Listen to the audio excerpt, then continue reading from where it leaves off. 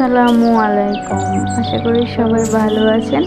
আমিও আপনাদের দোয়ায় অনেক ভালো আছি। এই যে দেখেন, আজকে নতুন একটি রান্না করব, পাঙ্গাস মাছের ডিম। আমি কখনোই পাঙ্গাস মাছের ডিম দেখি নাই। আমি বাজারে গিয়ে নিজে আমি এই মাছটা কিনেছি। আমি সব সময় বাজার করি। আমার মেয়ে বলছে যে আম্মু এই মাছটা নাও।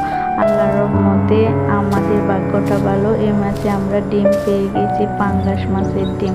এই যে দেখেন, পাঙ্গাস মাছের ডিমে আমি কোনো রকম তেল দিইনি, সব কিছু মাখিয়ে আমি কড়াইতে দিয়ে দিয়েছি, কারণ মাছের ডিমে অনেক তেল আসছিল সাইডে।